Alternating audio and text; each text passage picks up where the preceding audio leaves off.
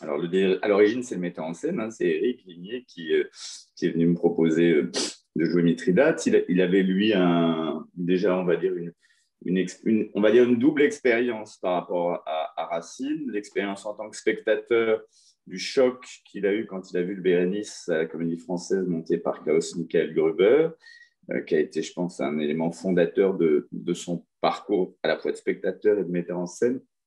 Et il avait lui-même monté Bajazet à la Comédie Française.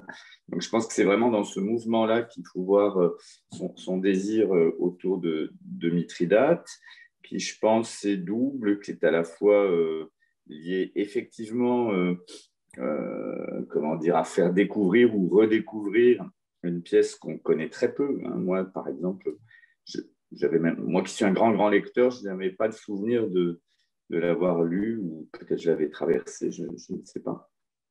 Et puis, je crois que derrière ça, Éric développe un projet aussi plus large à Pau, au théâtre de Pau, qu'il dirige maintenant sur tout le répertoire du 17e, du 18e. Donc, je pense que ça s'inscrivait aussi dans cette recherche-là. Moi, personnellement, quand j'ai découvert la pièce, j'ai été très, très frappé, on va dire, dans un premier temps, de retrouver tout ce que je connaissais de Racine, déjà, par rapport aux autres pièces, et en plus, je dirais, d'avoir le sentiment d'arriver sur un sentier inconnu, parce que c'est toujours un petit peu difficile quand on joue du Racine ou du Molière dans son parcours de comédien, parce qu'on est souvent très, très pollué par tout ce qu'on a entendu pendant des années dans les cours d'art dramatique, de plus ou moins heureux d'ailleurs, hein, qui fait qu'on a une forme de musique qui crée une espèce de voile devant une liberté qu'on pourrait avoir de dire, d'interpréter. Donc, pour moi, d'aborder ce terrain vierge-là, c'était très important. C'est-à-dire, à la fois, l'alexandrin n'est pas vierge, on le connaît, on sait à quoi il ressemble. Et en même temps, cet alexandrin-là, on n'en a pas une mémoire diffuse, quoi. Donc ça, je dirais que c'était une aide. Et après, je ne sais pas si il faudra interroger Eric sur ces raisons plus profondes. Je vous renvoie des interviews. Mais en tout cas, en tant qu'acteur, pour moi, c'était la première fois que j'abordais Racine. Alors, encore une fois, j'ai dû travailler en cours d'art dramatique, mais il y a 35 ans. Donc, j'y suis allé avec une petite appréhension qui était liée à comment me dépatouiller de la question du vers. C'est-à-dire, la question, elle est simple, hein. Il y a plein de théoriciens magnifiques qui ont chacun dit que le vers racinien ou le vers claudélien, ça devait se faire comme ça et pas autrement. Donc, évidemment, comme on peut se balader entre toutes ces théories-là, la question, je pense, quand on est praticien du plateau, c'est comment est-ce qu'on est au présent, comment est-ce que concrètement on s'en empare. Donc, je dois avouer que moi, je n'ai pas eu beaucoup de mal, parce que j'ai un rapport au texte en général en tant qu'acteur qui est voilà, d'aller à la vérité du texte, au présent du texte, et que je trouve que c'est une langue finalement assez très directe, très simple, et que on peut tout à fait la faire entendre à la fois en étant libre, parce qu'il me semble qu'il faut être libre dans l'alexandrin, et en même temps le faire entendre. Disons que j'ai toujours pensé que c'est pour ça que je vous parlais de cet écart qu'on peut avoir entre la théorie et la pratique. Parfois, qu'est-ce qu'on a fait au tout début des répétitions? Évidemment, on a demandé à Eric s'il avait une idée, un dogme, s'il voulait qu'on respecte quelque chose ou pas, ou comment, ou quelle était justement la part de liberté. Donc, il nous a donné un certain nombre de règles existantes, on va dire, qu'on connaissait plus ou moins les uns ou les autres, en nous disant voilà comment c'est construit, voilà comment c'est fait, voilà quel est le squelette, voilà quelle est l'architecture, voilà comment Racine travaillait, voilà, etc. Et puis à partir de ça, d'une certaine manière, il nous a dit sentez-vous libre à partir du moment où on fait entendre le sens, parce que finalement, on a essayé de. La réponse à votre question, je dirais, c'est surtout qu'on est passé par le sens avant toute chose, c'est-à-dire comment est-ce qu'on fait entendre cette parole. Et puis, c'est comment est-ce qu'on l'adapte. Je vous donne un exemple. Hier soir, on jouait là on est à Reims, là, on jouait le spectacle. Et puis, donc, moi, mes premières paroles, c'est enfin, après un an, tu me revois à Arbat, non plus comme autrefois, etc.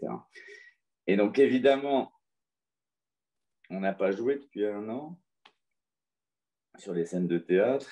Donc, quand j'arrive et que je dis enfin, après 1 an, on est à la fois dans le présent de là, des spectateurs de Reims, de ce qui se passe, et puis on est complètement à la fois dans Mithridate. Donc, c'est juste pour dire que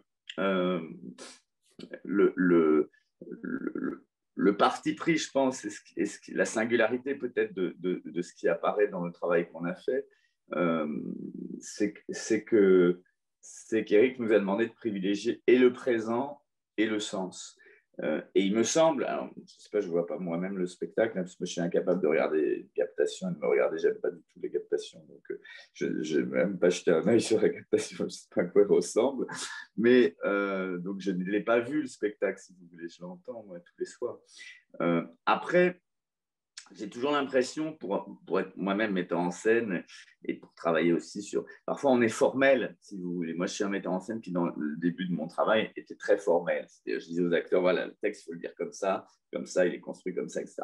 Et dans ces cas-là, on enferme, en général, les acteurs qui sont tous très différents, qui ont tous des techniques, des sensibilités différentes dans une espèce d'oxa qui fait que ça peut aplatir un petit peu tout. Donc, je pense que l'enjeu d'Éric, là, face à des acteurs qui étaient très différents aussi, hein, entre Yuta Johanna, entre Thomas, Joly, Jules, Sago, Philippe, Maurier-Genoux, c'est vraiment des chemins, des parcours, des histoires de têtes différentes. Comment est-ce qu'on fait spectacle avec une bande comme ça? Ben, c'est finalement en travaillant sur un terreau commun, un projet commun, on était tous d'accord sur l'idée qu'il fallait faire entendre la langue. Ça, je pense qu'au tout début, c'était notre souci à tous. Et après, très vite, Éric nous a dit, il faut, je pense que c'est ça ce qu'il nous a dit, il faut privilégier le sens. Si vous privilégiez le sens, c'est qu'on ne perde pas la musicalité.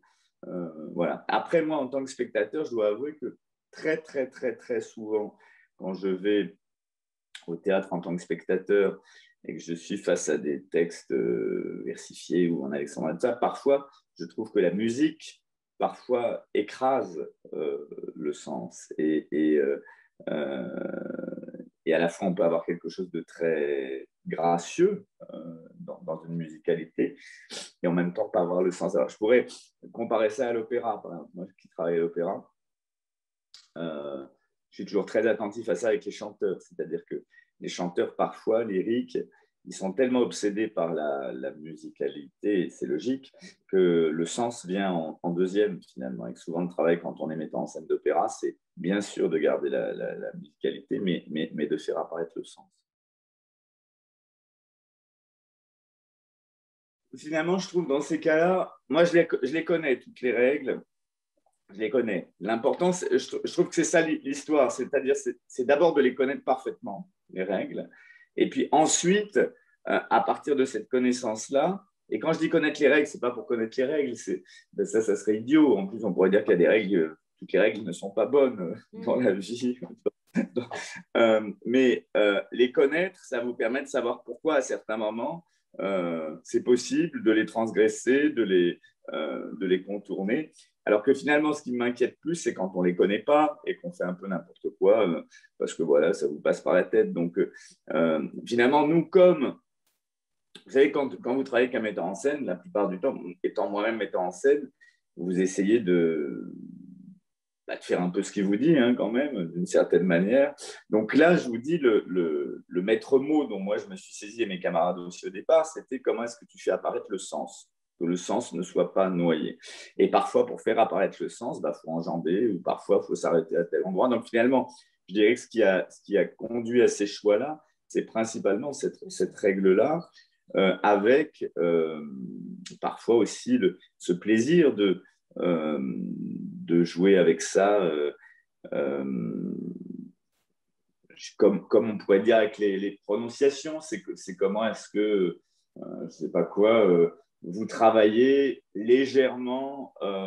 Moi, j'aime bien travailler aussi avec la mémoire, c'est-à-dire, on va prendre trop. J'aime bien pouvoir faire entendre très légèrement trop. C'est-à-dire comment est-ce qu'on fait entendre aussi certaines des sonorités comment on joue avec les règles, finalement, dans le bon sens du terme de jouer. C'est-à-dire pas jouer pour jouer, mais euh, aller. Finalement, moi, ce qui m'intriguait beaucoup dans Racine, c'était on ne saura jamais, on n'a pas les enregistrements. On a à peu près les enregistrements de comment Gérard Philippe faisait le Prince de Hombourg. Voilà, et bon, et en plus, c'est trompeur d'une certaine manière, mais bon, on ne saura jamais. Donc après, moi, je suis très, très sensible à. Je trouve qu'il y a deux façons. Enfin, moi, les façons où je suis le plus sensible, mais ça, c'est juste un avis. Hein. J'aime beaucoup certains, comme le faisait Jean-Marie Légier, ou comme peut le faire Benjamin Lazare. J'aime les gens qui sont des archéologues de la représentation et qui reviennent, on va dire, qui essayent de restituer très exactement comment ça se faisait, voilà, qui est une belle idée, qui est de toute façon vouée à l'échec, parce qu'on ne sait pas et on ne saura jamais, mais en tout cas qui est une belle recherche. Et par ailleurs, j'aime cette idée de savoir comment, non pas on actualise, parce que ça m'énerve toujours, ça ne veut rien dire, pas parce que tout d'un coup on fait du Racine en hip-hop que ça va être actualisé, ou je ne sais pas quoi, mais en tout cas, comment est-ce qu'on travaille sur le présent, finalement. Et donc, moi, ce qui m'a frappé, si vous voulez, dans l'apprentissage du texte, surtout dans l'apprentissage, ce moment de l'apprentissage est très important pour un acteur, le moment où vous rentrez les mots, c'était que c'était terriblement, je trouvais cette langue terriblement concrète.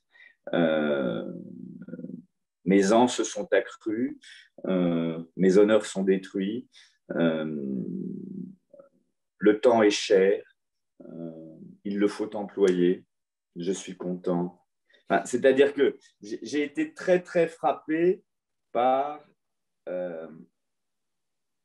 finalement, face à une langue comme ça, mais on pourrait dire comme face à Shakespeare ou face à, ou même Lagarce, on a des a priori au départ. On a toujours énormément d'a priori. On se dit ça doit se faire comme ça doit se dire comme ça, etc. Et puis après, c'est pour ça que la question de l'empirisme elle est importante. Vous êtes acteur, moi j'apprends en marchant dans la forêt à haute voix.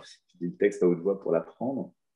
Et donc bah là, voilà, on est face au réel. On est face au réel.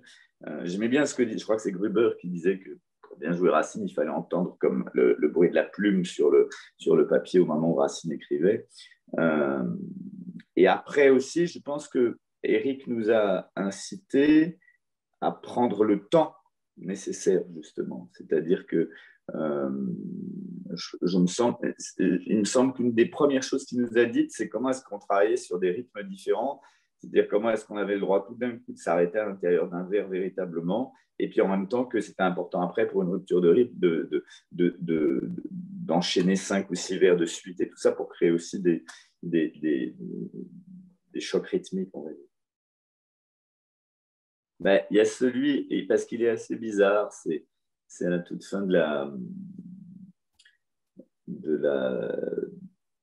Non, je suis incapable de savoir les noms d'actes et de scènes. De la deuxième scène avec Monime, c'est.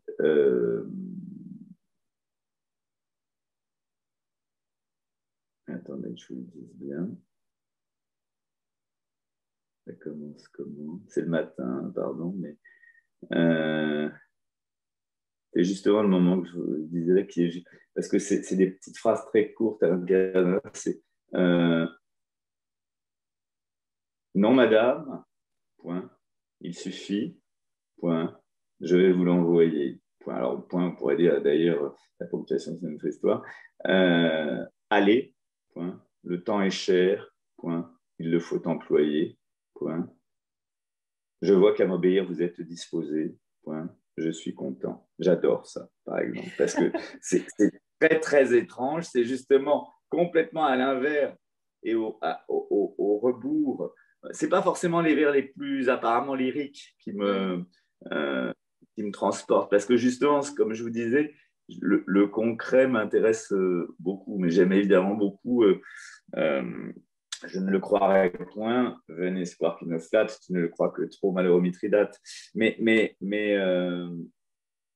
j'aime bien, parce que finalement, j'avais lu un bouquin, vous savez mieux que moi parce que vous êtes une spécialiste, mais sur Racine et sur la vie de Racine, de quelqu'un qui disait un peu que finalement Racine, c'était un type pas très recommandable, un calculateur, je sais pas quoi, etc. Et j'avais bien aimé ça parce que, comment dire, ça le rendait à hauteur d'homme et que finalement, on s'en fout de savoir si c'était un humaniste, pas un humaniste, si, etc., si c'est un carriériste, etc. La question, c'est qu'est-ce que c'est que cette langue qui se produit là, qui apparaît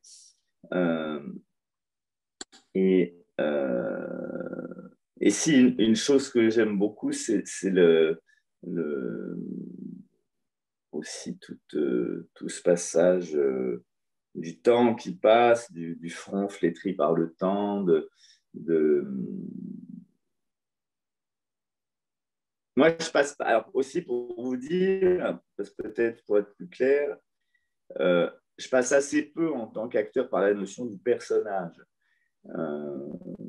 Dans ma façon de travailler, c'est vraiment la langue, c'est ce qui se travaille. Par exemple, et ça, c'était une belle rencontre avec Éric Vignier parce que très vite, je ne sais pas, on s'est dit oh là là, Mithridate, il ne faut surtout pas le jouer manipulateur.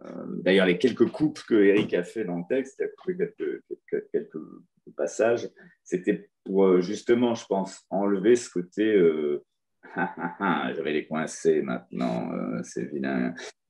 Donc, je passe peu par le personnage, donc je passe par la langue, donc je passe par ce qui se dit. Et donc, évidemment, passant par ce qui se dit, ce qui m'intéresse, c'est ce qui s'est écrit. Euh, et pourquoi ça s'est écrit comme ça. Et finalement, ce qui m'a fait entrer dans le texte, quand je l'ai lu, honnêtement, c'est la relation du père et du fils, hein, de Mithridate et de Xiphares. Et puis petit à petit, là où Eric m'a ouvert des choses, c'est que il m'a dit, alors on va dire que c'est une indication liée au personnage, mais qu'il fallait surtout pas que je joue le bon fils et le mauvais fils, c'est-à-dire le préféré et tout ça. Donc j'ai essayé aussi de travailler sur le fait que les deux enfants viennent voilà, du ventre aussi de Mithridate, d'une certaine manière, donc ils sont à égalité. Mais pardon, je m'égare, je faisais une petite digression. Alors, ça, je réponds en deux temps.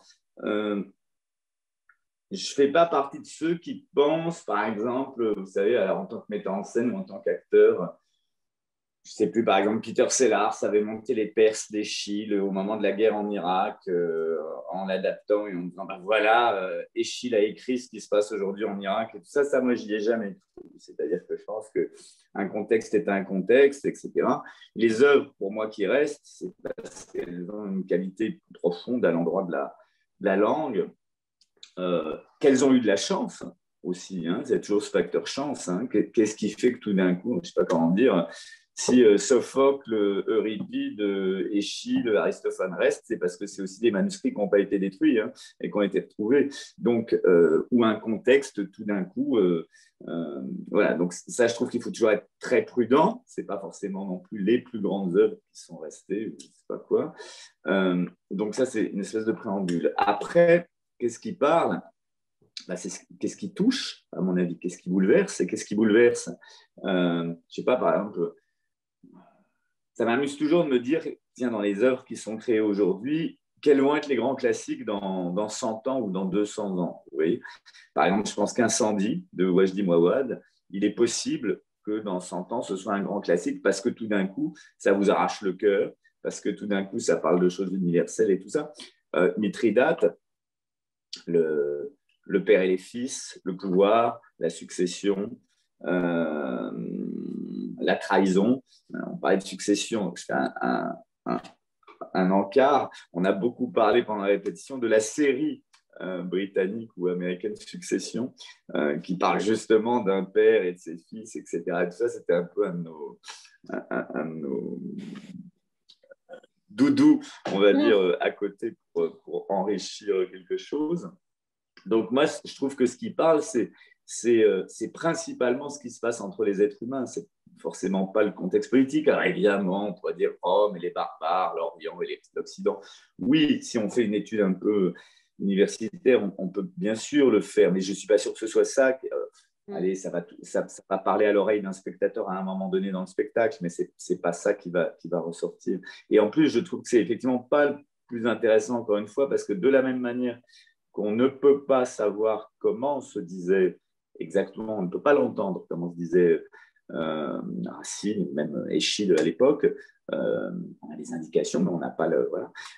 De la même manière, on ne peut pas se replacer dans un contexte historique. On a beau se dire que tel roi était ravi d'entendre telle pièce à ce moment-là, etc. C'est vraiment dans un contexte extrêmement particulier.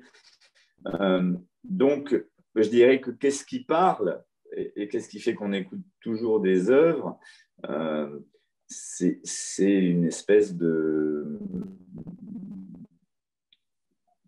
En plus de la qualité, de la force, de la poétique et de la langue, c'est de quoi ça parle. Et puis ça parle quand même, par exemple, moi, une des choses qui me touche le plus dans Mithridate, c'est la figure de Monime, que je trouve particulièrement étonnante comme figure féminine, la question du choix, la question de ne pas se laisser assigner, voilà, je trouve qu'il y a une chose assez magnifique à l'intérieur de ça. Et puis la question de l'abandon du pouvoir, la question de la part de Mithridate, quoi. Comment se déprendre du pouvoir, comment arriver à lâcher le pouvoir, comment arriver à transmettre. Est-ce qu'il arrive à transmettre finalement in extremis dans cet embrassement recevez l'âme de Mithridate. Donc voilà, je pense que c'est à cet endroit-là que ça peut nous toucher. Mais j'ai jamais été un partisan, et c'est ce que j'ai bien aimé finalement aussi dans l'approche d'Éric, c'est qu'il ne cherche pas à l'actualiser absolument, il cherche à le faire entendre. Et je pense que si on entend, je ne sais pas, vous entendez un vers de Ronsard sublime, bah, ça vous touche au fond du cœur parce que ça vous fait penser à votre histoire avec votre amoureux ou votre amoureuse, et puis point barre, quoi. Je crois que c'est la force de la littérature. Non, parce que vous savez, Gruber, il dit, je cite souvent Gruber, il dit toujours, je ne sais plus comment il le dit, le cœur chaud, la bouche froide, ou un truc comme ça. C'est-à-dire comment est-ce que on ne noie pas, moi j'appelle ça les sauces, quoi. Comment est-ce que on, on, parce que l'approche psychologique, comme vous dites, c'est plus moi, j'aime beaucoup, je crois que c'est Claudel qui a dit quelque part que son théâtre était un théâtre de la pensée. Pasolini disait le théâtre de parole. Et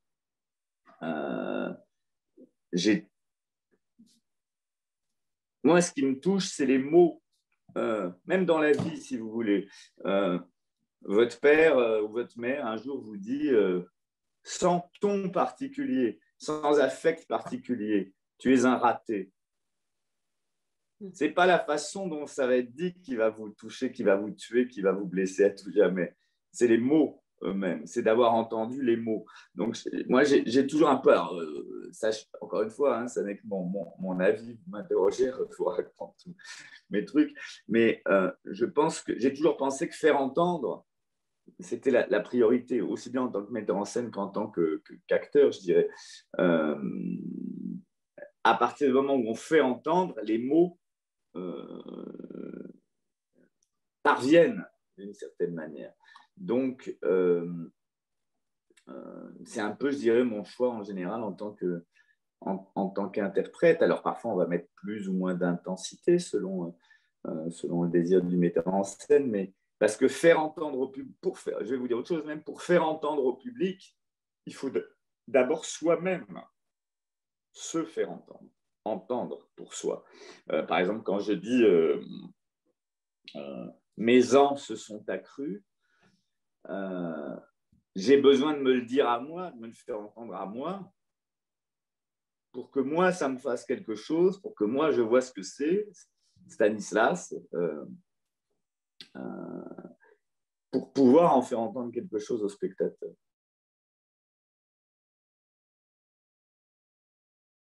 Ça ne prévoise pas.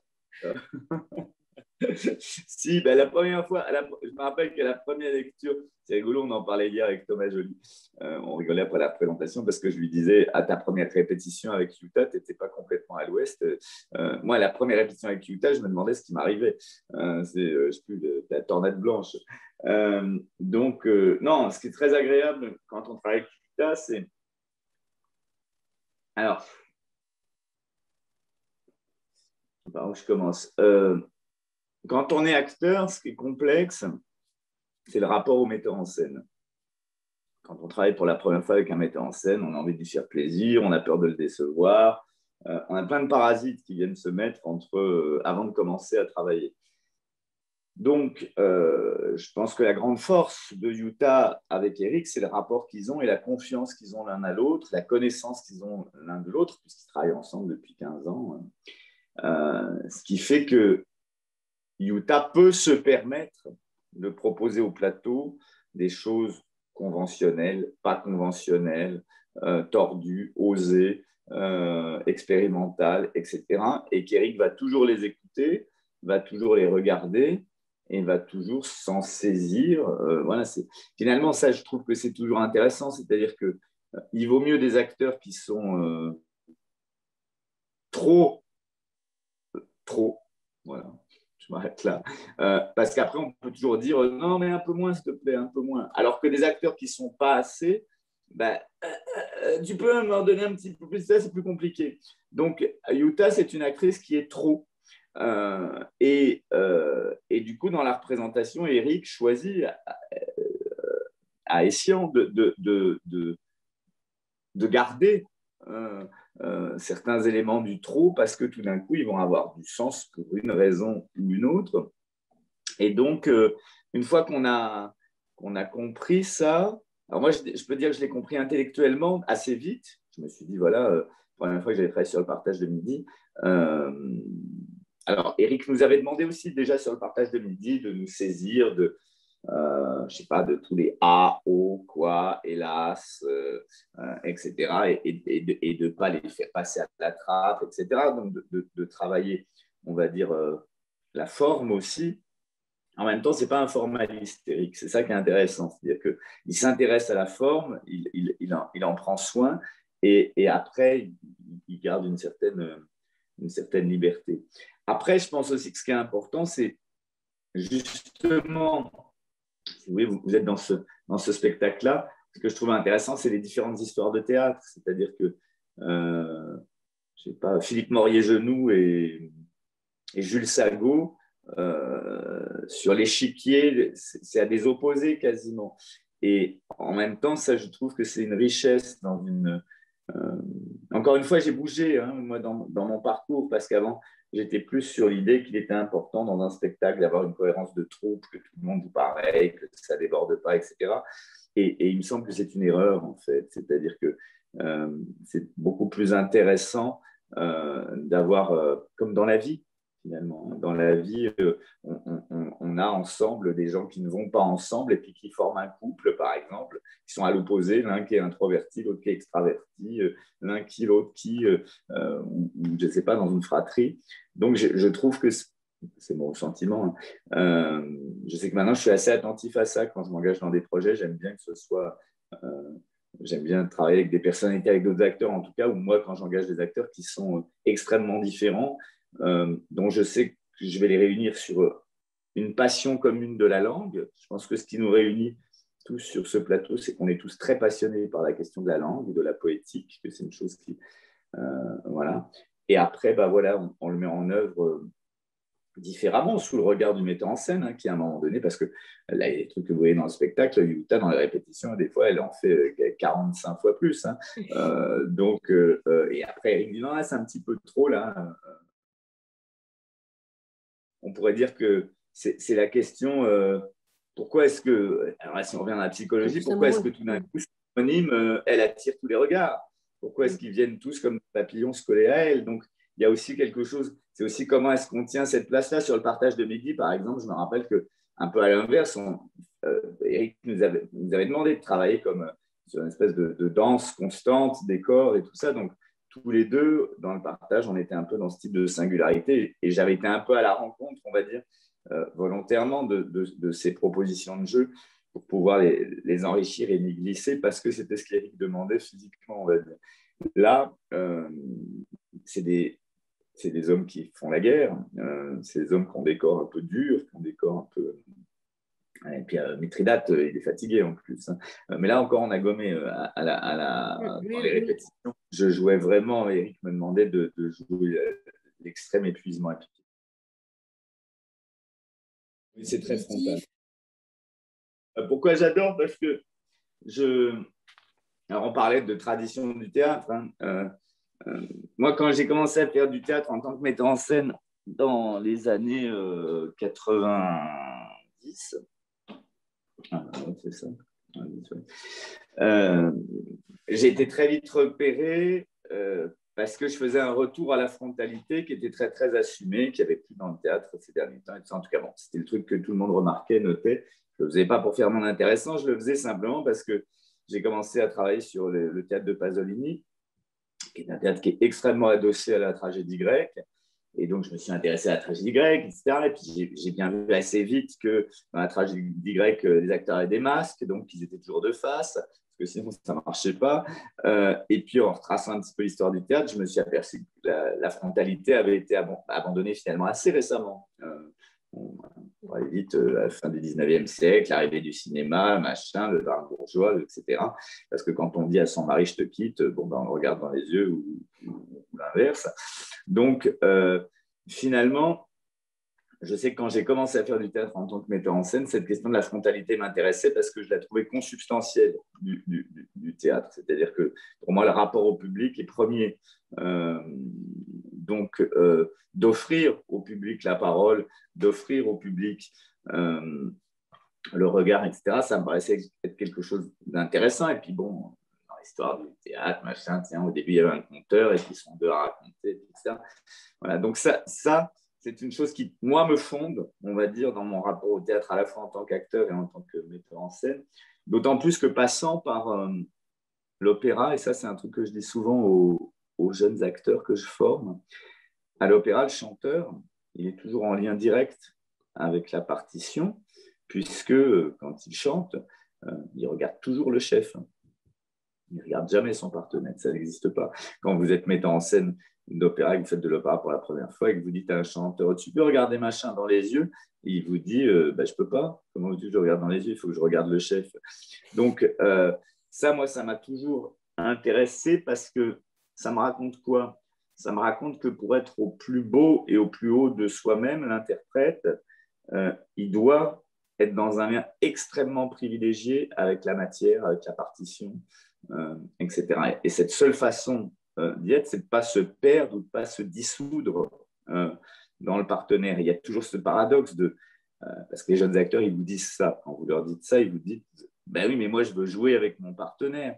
Alors tu dis, mais tu vas jouer avec ton partenaire, mais tu n'as pas besoin de le regarder dans le blanc des yeux pour jouer avec lui. D'ailleurs, comme je dis toujours, quand on est dans la vie et qu'on parle à quelqu'un et qu'on parle de choses importantes, très souvent, on ne regarde pas dans les yeux, là, on ne regarde pas dans les yeux celui avec qui on parle. On va chercher profondément en soi ce qu'on a besoin de dire, et puis parfois on repasse par l'autre. Donc, cette question d'être profondément avec soi et en soi à côté de l'autre, moi, elle m'intéresse. Donc, si vous voulez, le fait, je regarde peu dans le spectacle mes partenaires, mais je les écoute à tous les instants et je leur parle à tous les instants. Voilà, simplement le média, on va dire, du regard n'est pas le plus important. Et c'est aussi comment est-ce qu'on... J'aime bien ça. Alors bon, là, il y a aussi l'action de la lumière hein, sur Mithridate. Il nous a aussi beaucoup demandé, Eric, de travailler avec les rampes qui sont très proches du public, de se rapprocher des rampes, d'être éclairé par les rampes, de se brûler un petit peu aux rampes. Donc, voilà. Moi, je n'ai jamais mis en scène Racine, peut-être je le ferai un jour, je ne sais pas, mais je pense que les enjeux ils sont difficiles parce que c'est vrai que je pense on a créé, alors c'est ce qui est bien sur la captation, je dirais, et c'est ce qui était bien au Théâtre National de Strasbourg parce que c'est un théâtre, la salle Coltès, c'est une salle où on est très proche du public, c'est une grande salle, mais un peu à l'italienne, pas exactement à l'italienne, mais on est très proche du public. Parce que moi, j'ai toujours pensé que Racine, c'était du théâtre de chambre. C'est-à-dire que, dans le sens, en tout cas, que c'est des choses qu'on ne peut pas hurler, brailler, c'est pas quoi. Donc, qu'il y a une subtilité, qu'on est vraiment dans une intériorité au plus proche de soi. Et, donc, évidemment, j'imagine pas ça plein feu, je sais pas quoi, sous des néons. Ça n'a pas de sens. C'est-à-dire, il y a quelque chose de. On sent que c'est éclairé à la bougie, je sais pas comment dire ça. Enfin, je pense que c'est pas facile de mettre en scène Racine. Voilà, c'est ça que je veux dire. C'est-à-dire de trouver les équilibres justes. Pareil pour les costumes, quoi. C'est-à-dire, voilà, moi, je sais que la première fois qu'il m'a montré la maquette du costume rouge, c'est quoi ce truc-là? Et puis aujourd'hui, là, enfin, petit à petit, j'en ai compris la justesse, la subtilité, le fait que. Voilà, mais parce que finalement, quand on monte ces auteurs-là, une des premières questions qui se pose pour le metteur en scène, c'est quelle esthétique? Encore une fois, est-ce que c'est, je sais pas quoi, ça se passe comme le font plein de metteurs en scène, je sais pas quoi, dans un bureau à la Défense ou dans l'arrière-cour d'une boucherie, voilà, machin truc. Bon, est-ce que c'est juste de la reconstitution, c'est-à-dire on va regarder comment, au moment où ça s'est monté, ils étaient habillés, comment c'était éclairé, etc. Donc, un travail d'archéologie, on va dire. Ou est-ce que c'est autre chose? Mais c'est compliqué. Moi, je sais que par exemple, j'ai jamais monté du. J'ai été tenté à plusieurs reprises de monter Échille, Sophocle et tout ça. Et ce qui m'a toujours arrêté, c'est que j'arrivais pas à avoir l'image que j'allais pouvoir faire qui allait me satisfaire. Je me disais, je vais quand même pas les mettre en jupette et en toge. Je me disais, j'ai pas du tout envie de les mettre en costume 3 pièces, etc. Et donc, c'est des vraies questions, ça aussi. C'est comment est-ce que le choix de l'image, le choix n'enferme pas ensuite le regard du spectateur. Et même sur les personnages, je sais qu'une des.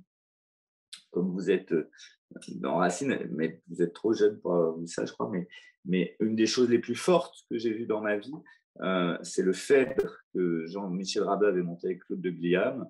En fait, Claude de Gliam était seule en scène et elle disait tout Phèdre, toute seule, en passant d'un personnage à l'autre.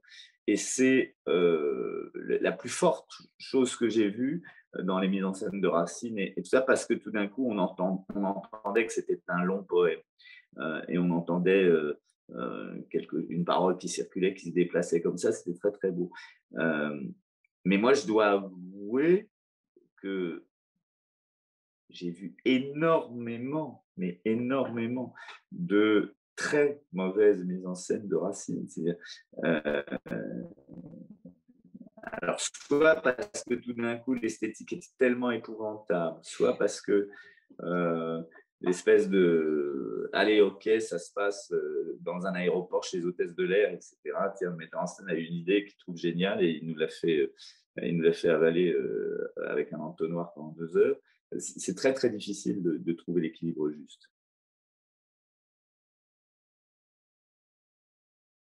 Je dirais peut-être pour les auteurs de ce siècle-là, enfin, ça fait beaucoup, la versification, l'éloignement dans le temps, ça se passe que chez des rois, etc. Donc, on va dire qu'il y a des handicaps successifs pour arriver à être à l'endroit juste. C'est une course d'obstacles, on va dire, pour arriver à toucher la cible juste. Et la cible juste, pour moi, c'est encore une fois faire entendre qu'est-ce qui se dit et pas. Parce que je trouve que c'est toujours la question, même sur un Phèdre, si vous voulez, qu'on a vu, qu'on a revu, qu'on verra, ou sur un Tartuffe. Le problème, souvent, c'est que le metteur en scène se pose des mauvaises questions. C'est-à-dire qu'il se dit, tiens, comment je vais pouvoir le faire entendre différemment de ce qu'a fait Ariane Mouchkine ou Patrice Chéreau, machin.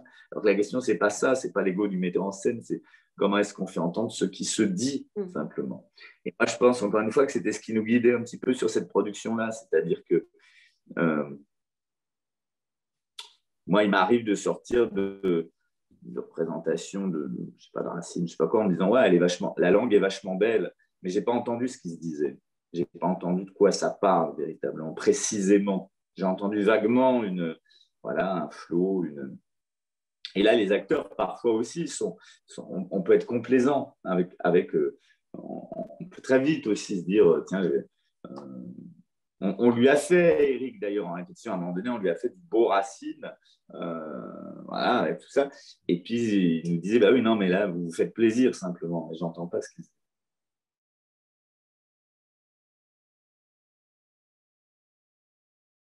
Je vais vous faire une réponse très décevante. Ah bon.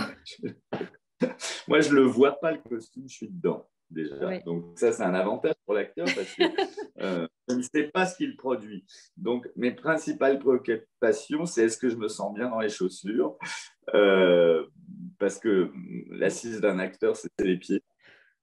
Donc, les seuls endroits où je peux emmerder la costumière, c'est en lui disant, écoute, les chaussures sont trop grandes, sont trop petites. Tiens, il y a une talonnette qui fait du bruit, ça me gêne, machin, tout ça. Donc, en général, on n'est pas extrêmement comme ça, concret et c'est très trivial. Et puis, bah, après, c'est des petites choses, c'est des petites. C'est enlever un bouton à tel moment parce que tout d'un coup, ça veut dire quelque chose. La fatigue fait que. Voilà. Je ne me pose pas vraiment de questions. Vous savez, en général, quand on me donne un costume, je me glisse dedans. Et puis, j'essaye de le comprendre, on va dire, de l'intérieur, dans le sens où, que je pouvais dire d'intéressant sur le costume. Je dis, il y a plus que ce qui m'a plus troublé, moi, dans ce spectacle, c'est le maquillage.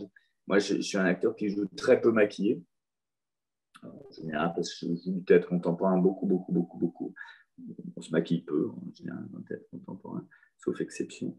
Donc là, pour moi, une singularité, c'est plutôt le maquillage. C'est plutôt le maquillage qui, tout d'un coup, euh, crée quelque chose qui fait qui vous emmène un tout petit peu ailleurs, qui vous déplace. Ça, je le sens plus, si vous voulez. Je ne suis pas surmaquillé, mais je suis un peu maquillé. Donc, ça agit plus sur moi, on va dire, que le costume. Et modifié, ben, je sais bien qu'à cette époque-là, ces gens-là, ils ne s'habillaient pas eux-mêmes, on les habillait, on les pomponnait, etc. Tout ça. Donc, à cet endroit-là, le moment du maquillage m'aide peut-être à toucher à quelque chose de particulier, d'une mémoire de qu'est-ce que c'est qu'être assez spirituel ou qu'est-ce que c'est qu'être impuissant tout d'un coup. J'imagine que, je ne sais pas, Emmanuel Macron et Joe Biden, ils ne repassent pas eux-mêmes leur costume ou je ne sais pas quoi. Bon, donc, voilà, peut-être là, il y a quelque chose. Bon, d'abord, on a d'abord travaillé en vrai, puisque finalement, la captation, c'est on a répété le spectacle comme pour le jouer, donc pour le théâtre, et puis ensuite, les circonstances ont fait qu'Éric, assez tard, a dit, bon, bah, puisqu'on a 10 jours où on aurait dû jouer, bah, profitons-en pour faire un film.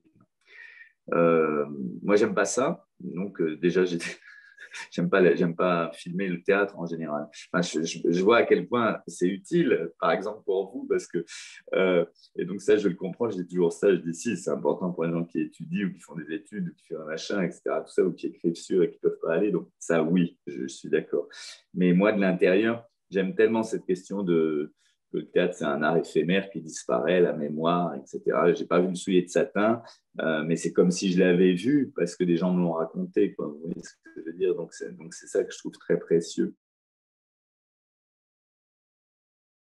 Important à dire, on ne l'a pas tous traité de la même manière, les acteurs. Par exemple, euh, Utah, quand elle a su qu'il y avait un film, elle a changé des choses et elle a joué plus cinéma, on va dire, entre guillemets, au point que parfois, pendant l'enregistrement, je ne l'entendais pas parce qu'elle était à 3 mètres plus loin, mais elle le jouait vraiment pour le cinéma. Donc, je pense qu'elle a changé des choses. À la reprise, là, ce qu'elle fait sur scène est très différent de ce qu'elle faisait à l'écran.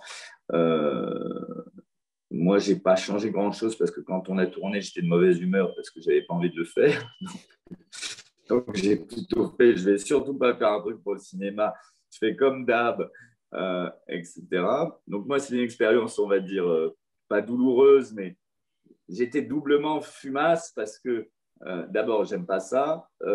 Et puis, en plus, quand j'ai découvert que les spectateurs allaient d'abord le voir en captation avant de le voir en vrai, pour moi, mais alors là, c'était l'hérésie absolue, quoi. À la limite, qu'on le voit d'abord et puis qu'ensuite on voit une captation, oui, mais qu'on voit d'abord la captation, pour moi, c'était épouvantable. J'étais super en colère. D'ailleurs, c'était rigolo pour l'anecdote parce que au moment où c'est sorti, je crois que ça a vachement marché, plu et tout ça. Donc, il y a eu plein de sollicitations presse, etc. Donc, on m'a envoyé faire le service après-vente. Et puis, je disais tout le temps, m'envoyez pas moi parce que je vais dire que des trucs désagréables sur le truc. Donc, à chaque fois que les journalistes m'interviewaient, je disais, vous savez, moi, je n'ai pas trop aimé le truc. Je suis ravi que ça vous ait plu, mais bon. Donc, je n'étais pas le meilleur vendeur pour ça. Bon, mais ça, c'est l'anecdote. Et ensuite, ben si, si, je vais vous dire, ça a changé une chose toute bête, c'est que les échos étaient tellement bons du film que je pense que ça nous a mis une super mauvaise pression, justement, quand on a fait la première à Strasbourg, parce qu'on s'est dit, ben, ça se trouve, déjà les gens vont l'avoir vu, donc ils ne vont pas avoir ce plaisir de la découverte. Et puis comme ils ont vu et qu'ils ont aimé, ils risquent de trouver ça épouvantable maintenant sur la scène. Bon, ce n'est pas ce qui s'est passé. Et Dieu merci, euh, la plupart de retours étaient waouh, qu'est-ce que c'est mieux de le voir en vrai que de le voir sur l'écran. Donc ça, j'étais finalement satisfait. C'est une expérience assez particulière. Et en même temps, je pense, avec le recul, que la forme du spectacle, l'endroit où Eric nous a fait travailler, le fait que ce soit Racine, allait très très bien à la question d'une captation et justement de ce que je vous disais sur le théâtre de chambre, finalement. Parce que le cinéma, c'est un peu du théâtre de chambre. La marge, vous savez, c'était quand vous filmez, bah, on monte un petit peu les potards de la lumière pour que, voilà, pour que ça soit quand même visible à l'écran. Mais il y avait un drone. Un drone. C'est une bonne question que je me pose depuis longtemps. Hein. Non, je crois. Mais, euh, mais pour des bonnes et des mauvaises raisons, vous allez voir. C'est vrai qu'aujourd'hui, j'ai un souci. Par exemple, quand j'ai mis en scène un spectacle dans la cour d'honneur du Palais des Papes à Avignon, j'avais dit aux deux directeurs de l'époque, Vincent Baudry et Hortense Archambault, je veux bien mettre en scène une pièce si dedans il n'y a pas de roi, pas de prince, pas de princesse, pas de grande bourgeoisie. Euh, voilà. Euh, et j'ai commencé à relire du théâtre. Et je ne trouvais pas de pièce. Je ne trouvais pas de pièce où il y ait des ouvriers, où il y ait des gens d'une certaine manière. Il y en a très peu, hein, évidemment, dans le théâtre classique, à part les serviteurs et machin. Donc, j'ai une question là-dessus, moi, sur la représentation et sur qu'est-ce qu'on raconte aujourd'hui au théâtre, qui on met sur les plateaux, tout ça. Donc, ça, on va dire, c'est une raison plus politique. Chez Racine, non, quoi, je ne me gourre pas, ça se passe quand même toujours chez les super riches de chez riches et tout ça, on va dire dynastie saoudienne d'aujourd'hui. Donc, ça, pour moi, c'est un problème on va dire, plus large sur ce que j'ai envie de raconter en tant que metteur en scène sur les plateaux parce que j'ai envie de... Voilà. Et par ailleurs, je dirais que j'y avais pensé à un moment donné quand je dirigeais le théâtre Gérard-Philippe il y a très longtemps parce que je m'étais dit, j'avais une petite salle qui s'appelait le Terrier à Saint-Denis au théâtre Gérard-Philippe. C'est vraiment une toute petite salle, on est très très proche du public et je m'étais dit, tiens là, je pourrais faire l'intégrale Racine. Et j'avais eu un projet d'ailleurs, tiens, c'est marrant, j'avais oublié, ça me fait rappeler en direct. C'était une petite salle, 80 places.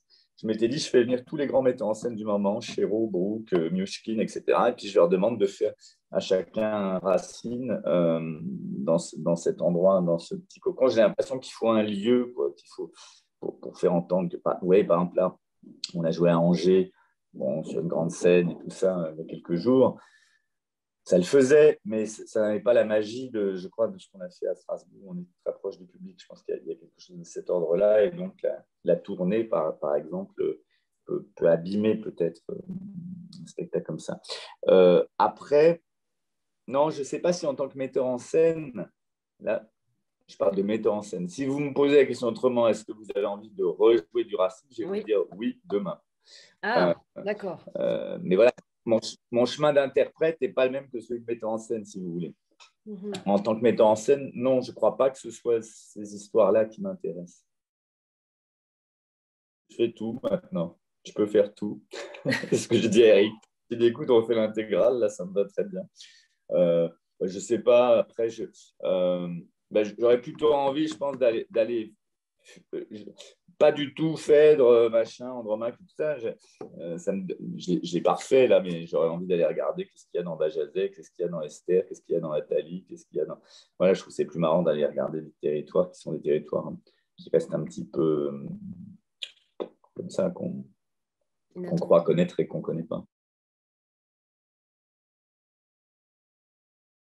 Je dirais que je vais faire un petit détour. On joue avec Audrey Bonnet depuis 10 ans maintenant un spectacle qui s'appelle Clôture de l'amour, que Pascal Rambert a écrit. Et dans ce spectacle, je m'appelle Stan et Audrey s'appelle Audrey. Et quand on fait les rencontres avec le public, après, le public nous demande toujours, dans les questions, on va dire, hit, mais est-ce que ce n'est pas bizarre que sur le plateau de théâtre, vous entendiez appeler par l'autre, par votre prénom, Audrey Bonnet, quand Stan vous dit Audrey, est-ce que ça vous dérange? Est-ce que c'est compliqué? Parce que le personnage, parce que machin, tout ça. Et donc, on a deux réponses toujours très différentes. Ce qui est bien, on a un duo bien aiguisé avec Audrey. Audrey, elle dit oui, c'est épouvantable pour moi de m'entendre appeler Audrey. Ça me trouble, ça me déstabilise, etc. Et moi, je dis non, moi, pas du tout, au contraire. Parce que dans ma manière de travailler, je ramène toujours à moi. C'est-à-dire que comment dire, Édouard, c'est moi. Mithridate, c'est moi. Comme Flaubert disait Madame Bovary, c'est moi, si vous voulez. C'est-à-dire que pour moi, il n'y a pas d'écart. Mon travail, c'est tout d'un coup de m'approcher au plus près de la langue, de ce qui est dit, la faire mienne. Et après, vous parlez de distance tout à l'heure. Moi, je n'ai pas de distance, justement. C'est ça qui est marrant. C'est-à-dire que quand je dis les mots, je les pense, je travaille à les penser d'une certaine manière. Donc, penser, c'est être dedans, c'est pas jouer. Finalement, j'ai toujours, je sais plus, j'ai répondu à un truc il n'y a pas longtemps, je crois que c'était Théâtre Public qui fait un numéro sur jouer. Et donc, je sais pas, ils interrogeaient un certain nombre de gens, acteurs, metteurs en scène, tout ça, en disant qu'est-ce que c'est jouer, tout ça. Et moi, j'ai dit, mais jouer, pour moi, ça ne veut rien dire. Je ne joue pas quand je suis sur le plateau. D'abord, ça ne m'amuse pas, ce n'est pas le bon mot. Je ne joue pas. J'essaye d'être. J'essaye d'être. Et pour être, il faut penser. Donc, ça pour vous dire que... Alors si, ça a une conséquence. C'est que je suis incapable... Alors, entendons-nous bien, moi, je suis... je vais vous parler de... C'est très luxueux pour moi. C'est-à-dire, je suis dans une position où je peux n'accepter que des choses qui m'intéressent, puisque vous voyez ce que je veux dire. Donc c'est une chance énorme. Et donc, à partir du moment où j'accepte un texte, c'est que je vois que je peux m'en saisir. Je sais pas, là, je suis en train d'apprendre du Pascal Rambert. Ensuite, je fais Henri Alleg, la question, un texte sur la torture. Voilà, tout ça. Mais à chaque fois, les textes que j'accepte, je fais un pacte fort quoi, avec. C'est un pacte avec le diable. Quoi. C'est-à-dire que je vais complètement me les approprier. Donc, ça serait ça le point commun, je dirais, entre toutes ces choses-là. Et on va dire que la belle surprise sur Racine, c'est que j'avais un doute. Je me disais peut-être qu'il va y avoir une barrière avec la langue, peut-être que je ne vais pas arriver à me sortir de la forme, parce que la forme va soit me fasciner, soit m'impressionner. Parce que c'est ça aussi, hein, quand on est sur une écriture qui est comme ça, très sculptée, on peut être aussi bien effrayé que fasciné. Donc ça peut amener, on peut être complaisant, on peut être prudent. Donc c'est ça les écueils, c'est comment est-ce qu'on y va joyeusement et tranquillement. La vie, la mort, le pouvoir, la transmission. Je sais pas, la particularité, c'est qu'avec peu de mots, on pourrait dire, parce que c'est pas si bavard que ça, finalement. Avec peu de mots, ça va à l'essentiel. Je pense que c'est ça la particularité de Racine. Par exemple, Shakespeare est beaucoup plus bavard. Moi, c'est l'économie, je pourrais dire, qui me frappe dans Racine. y a une économie des mots, donc ça va à l'os tout de suite, ça prend pas de détour. Le fameux, là, je sais pas quoi, Eric m'avait dit, c'était je n'ai pas vérifié, hein, j'ai cru sur parole, que le monologue du centre là, de Mithridate, c'est le plus grand monologue, je ne sais pas quoi, de Racine. Même là-dedans, il y a... Au début, quand il m'a dit ça, ça m'a fait peur. Je me suis dit, putain, je vais faire le plus grand monologue, le truc de Racine et tout ça, comment je vais y arriver, tout ça, à escalader la montagne. Et puis finalement, quand j'ai appris le texte, justement, non, c'est pas long parce que ça dit ce que ça a à dire, ça va à l'essentiel, ça ne s'égare pas en route. Donc, je pourrais dire que c'est ça, et ça c'est peut-être la marque des auteurs les plus passionnants, c'est ceux qui savent. J'avais une expérience assez intéressante quand j'avais monté Fedo. J'avais été regarder les manuscrits à la BNF, et donc j'avais vu les scènes coupées, donc de la puce à l'oreille, ou les mots coupés, ou machin, tout ça. Et c'était très, très passionnant parce que, évidemment, vous arrivez là, vous dites, il y a une scène dedans qui n'a pas été publiée, on va la réintégrer, et tout ça, c'est formidable. J'avais fait la même chose avec Peter Hand, que j'avais été voir sa première version de Parler Village. Et ça, c'est intéressant, c'est très passionnant parce que vous voyez que heureusement qu'il avait coupé ça, que donc là, vous comprenez cette question-là du mot qui peut être le mot de trop et tout ça. Et je vois souvent ça, moi qui suis un très, très grand lecteur de théâtre et de texte dramatique, je vois bien les moments où les auteurs, le texte n'est pas complètement abouti parce qu'ils n'ont pas eu le courage ou la force, ou etc., de retrancher quelque chose. Voilà, c'est cette question d'école. Moi, je dirais, voilà, c'est peut-être ce qui m'intéresse le plus. Dans ce que je connais de Racine, encore une fois, je ne connais pas si bien que ça, hein. Je connais très bien maintenant Mithridate, mais voilà, je ne sais pas, par exemple, si tout était à cette hauteur-là, ou si la Thébaïde d'Alexandre le Grand, c'est quand même un peu moins juste que ça, tout ça. Bon, ça je sais pas.